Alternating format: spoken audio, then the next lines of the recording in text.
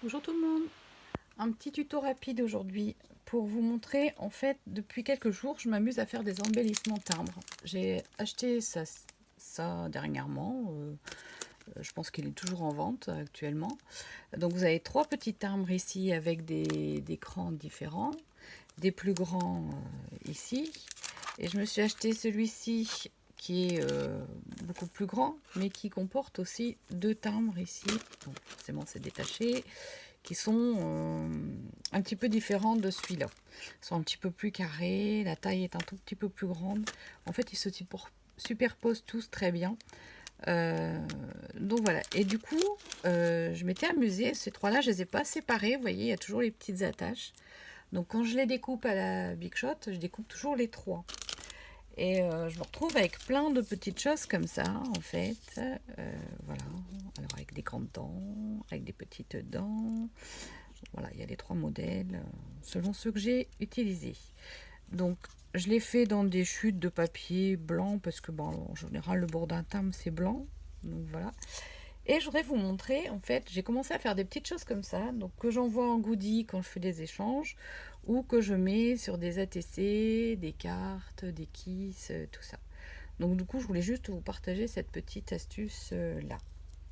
Donc j'ai, je suppose vous aussi, des chutes de papier. Donc moi ici, cette boîte-là, c'est des chutes de papier quand je fais des papiers à la gel presse. Donc il y a un petit peu de tout. Et je me suis aperçue qu'en règle générale, je me retrouve avec des bandelettes qui font 1,5 cm ou 2 de large. Donc celle-ci elle fait 1,5, celle-là elle fait 2. Selon ce que je coupe, j'ai toujours des petites chutes de ce gabarit-là. Et miracle, cette chute de 1,5, elle fait juste la largeur ici. J'espère que vous voyez bien. Elle fait juste la largeur ici de mon pointillé qui est à l'intérieur. Et celle-ci qui fait 2 cm, ben en fait, elle rentre pile poil aussi dedans. Donc je me suis amusée à découper tous les petits carrés, enfin des petits rectangles plutôt, dans ces chutes de papier. Donc, je vais faire un petit timbre avec vous. Hop, donc je découpe 1,5 cm sur 2. Voilà, je vais ancrer les bords. Alors ça, c'est un vieil encreur noir qui a plus beaucoup d'encre dedans. Régulièrement, je remets de l'eau. Et alors, vous pouvez pas sentir, mais en fait, je mets de l'eau à la rose. Donc, du coup, mon encre, elle sent la rose. Voilà, donc avec un tube de colle tout à fait classique hein, de chez Action. Je vais venir coller hop, sur le milieu du timbre. Alors, je vais en faire deux. Hop, voilà.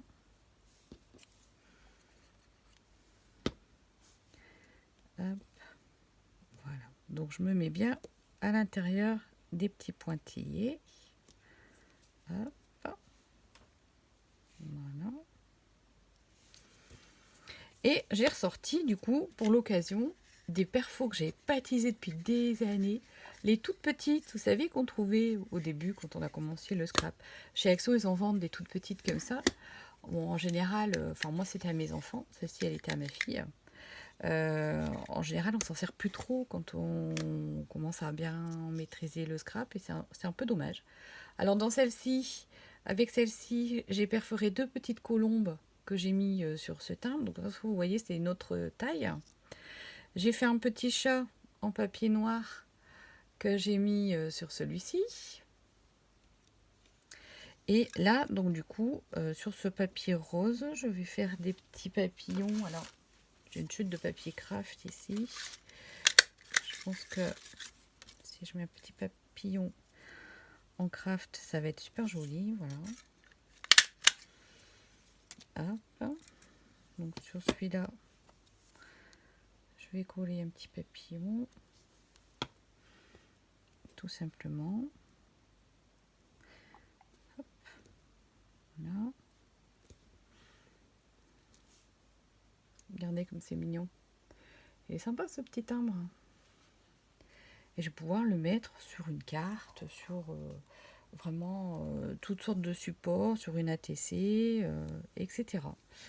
Voilà, alors n'hésitez pas à perforer. Regardez ici, j'ai une petite étoile. Bon, niveau couleur, c'est peut-être pas super, mais bon, ça vous montre qu'en fait, n'importe quelle petite perfo que vous avez qui traîne dans, dans vos affaires, ben, elle peut être utilisée pour faire ce genre de petites choses. Et je suis en train de chercher parce que je l'avais utilisé sur une carte que je n'ai pas encore envoyée. Ah, elle est là. Voilà. Ça, c'était fait avec le grand die, là. Celui-ci, j'avais voulu essayer plusieurs timbres.